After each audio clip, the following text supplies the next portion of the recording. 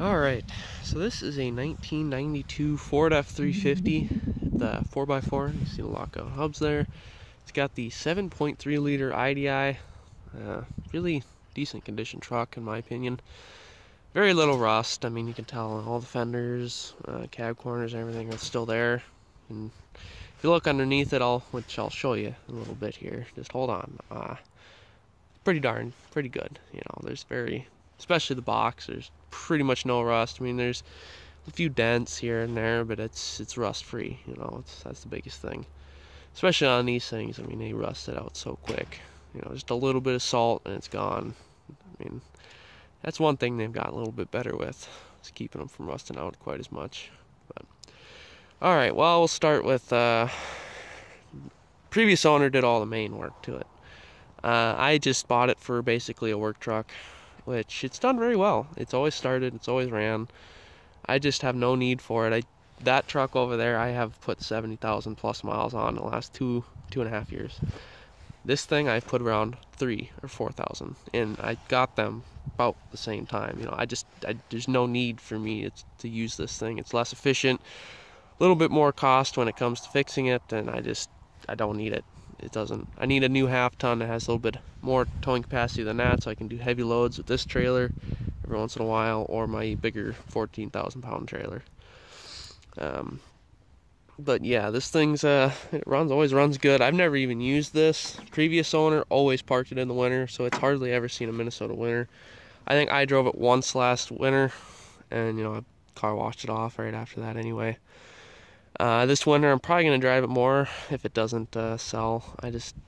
I need to use it if I'm going to keep the investment. So the only thing rusty on it is front bumper. I don't know how it ended up with this bumper, but I can't imagine it's stock. It's because it's the only thing on here you can see it's a little rusty. But I mean, you can see that there's no, other than mud, I mean, there's just no rust on this. It's not even starting to rust out on the inside of that. Got the rims, they're pretty good. Here, I'll show you the inside here of the engine bay.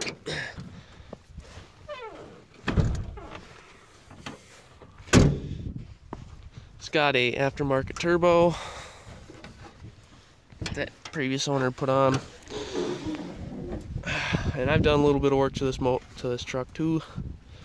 He had put new batteries in right before I bought it, so I think I bought it early 21. It was like a week before I bought it. He put these batteries in, so those should be good yet for at least another couple years. I already had this thing running today. It does start in cold weather, believe it or not. You know, that's the thing with the IDIs. Everyone always says they just never start in cold weather. I've never had that problem with this thing. I mean, the previous owner took really good care of it. I know he actually pulled the motor out a couple times doing various things. I don't know. He has a stack of receipts. You know, I just never bothered looking through them. I just figured it was good. We knew him. He was a family friend or whatever, so I didn't really care to look at it. I think it was about 4 months ago, roughly. I put a new radiator, new water pump, new fan clutch. You see, it's really shiny down in there. Don't see that every day. Yeah, beautiful. And thermostat. It was having a little bit of a cooling issue. I think it ended up being the fan clutch that was bad. Whenever I was pulling, it would just slowly get hotter until it was near overheating. It never had a problem when I was just running it normally. I think it was when the turbo kicked in, it just wasn't able to compensate well enough. I have pulled really heavy loads with this thing since then. No problem at all. Like 190, I think max 200 degrees. It's perfect. Never overheats. Now it's like over $1,000 in parts, which, you know, it's done. You know, you're not gonna have to touch that for at least another 100,000 miles. It's had obviously new fluid put in it, and I flushed the coolant system, so that's all done. I did install new belts. That was pretty close to when I first bought the truck, so that was probably almost 3,000 miles ago, which, you know, it's barely breaking them in at that point.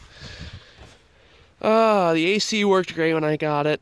I think it needs to be recharged now. I barely drove this thing all summer, so I think I used it once and I noticed it wasn't cooling very well, so I'm guessing it's getting lower now. But I mean, I've had this truck 2.5 years, so I mean, if it has to be refilled every 2.5 years, that doesn't seem too bad to me. Let's see, windshield wipers work, all that stuff, you know, basics. I do have like 2 or 3 of these front grills from different part out trucks. I even have another black one just like this, and I can just give to you. You know, I don't need it. You can tell he's had this thing off because there's bolts missing there and over there, so he's had this hood off a few times, I think, for various reasons. Paint, yeah, I don't think he did a very good job painting this thing. I mean, it's kind of chipping right there. There's a few spots where I accidentally nicked something on, but it's not bad. I mean, most of the paint's stuck. I think it was just a few parts that weren't that great. You got these pathetic mirrors. I really think this thing should have the old, you know, toll mirrors from the era. But one thing, doesn't leave holes in the door, so that's one positive to it. You got the old lockout hubs. You know, gotta love them, gotta hate them. It's neat. I personally don't like them that much. I have to get out every time. But they're reliable, you know, I guess. It's got the straight axle with the leaf springs up front. You know, take that how you will. I think it's kind of neat. It actually doesn't ride as bad as I was expecting. Maybe it's just because it's a flipping tank of a truck. It doesn't get moved by bumps very easily. But, obviously, the tires, they need to be replaced. These are the ones I bought with the truck.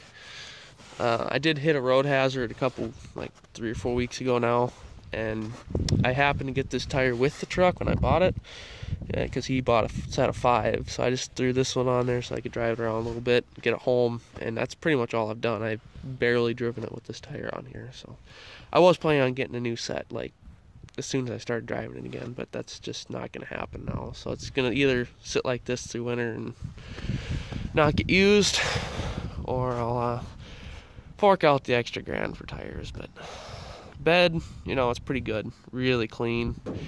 You see it there. He actually, the day I bought this thing, the guy put the bed back on, and then I went and put a dent in it because I was just not thinking straight that day, I think. I had put an engine in here, forgot to bring a tire, went over the railroad tracks, and learned just how stiff 1-ton axles are. So, yeah, it just, instead of moving the bed down, it just moved the bed down, you know, the wrong way. Which, you know, I'm used to that thing.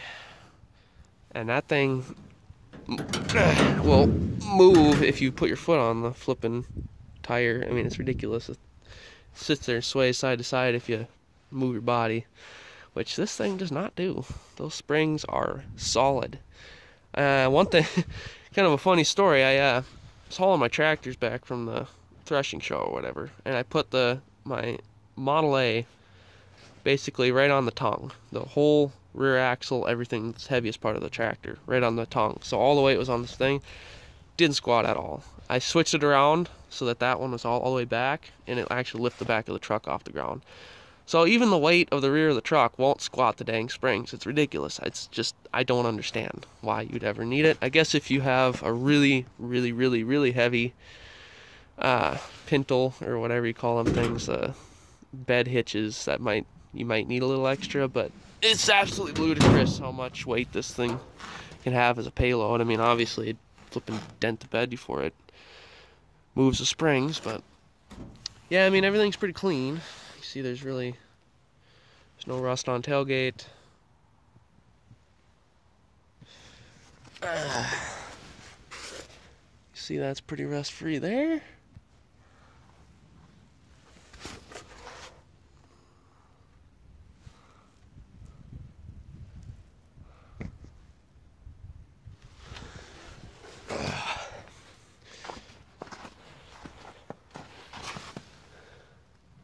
Pretty darn clean. But, let's see what else to talk about here. I can't think of a whole lot. I guess we can move to the interior of the truck. I got running lights on the top, those work.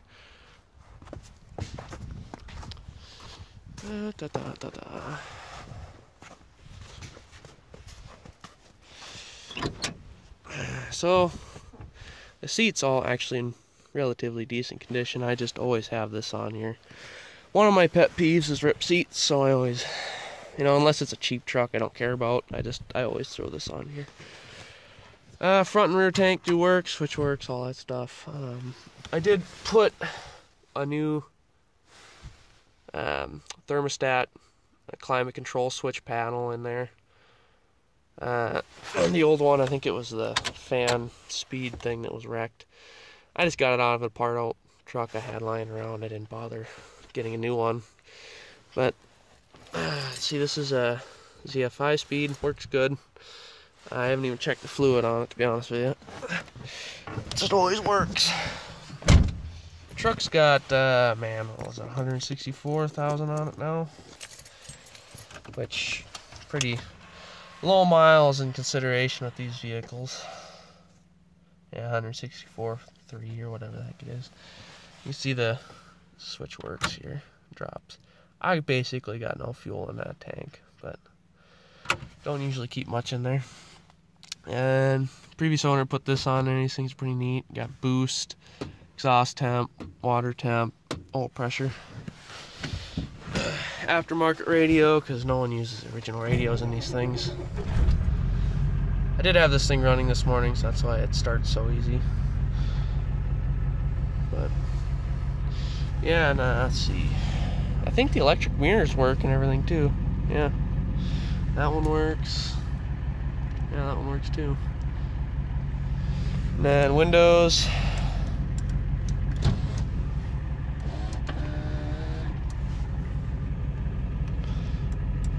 Huh. That one must have just failed. Well, that's interesting. You got the drink smoker windows and stuff like that. Those are always nice. 4x4, you know, just that works. I've used that recently. Definitely there's a bit of torque there. I mean, it's a decent truck. It does smoke a little bit on startup. It's not too bad once you get it on the road. The rear doors, I just have the roll downs. Both of them do work. The locks, power locks, I think they work for the front doors. I don't think they work on all the doors though, so it's kind of semi-worthless. Did get some new oil here. I'm gonna do an oil change here relatively soon. I think it's within 1,000 miles I gotta do a new oil change. Yeah, I mean, it's pretty darn clean truck. I know it's not perfectly restored, mint condition, top of the line, you know, but it is what it is. The clutch, pretty solid. Grips it right now.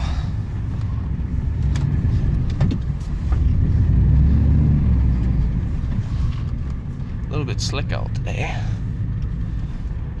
Yeah, it's kind of crazy actually. These things, it is not a fast truck. I'm in reverse right now. Yeah, I think on the highway 70, 75 as far as I go for speed. I think it sits right around 2600 RPM, something like that, at 70, 75. Definitely no 80 miles an hour. It hates that speed. It's not like it. But it's kind of fun because you can just cruise and overdrive at like 35, 40, and it's just sitting around 1,000 RPM or whatever. It's ridiculous. It really is. It's meant for towing. That's what it's designed for. That's what it's meant for. Originally, I think these things got like 20 something miles per gallon. Obviously non-turboed, kept the, you know, the old tuner down. But you know, this thing sits right around 12 to 15 depending on what you're doing, time of the year, all that crap. But yeah, it is what it is. It's a running driving truck with 160k. It's really not too bad. If you have any questions, throw them in the comments. Otherwise, call it a day. Have a good one.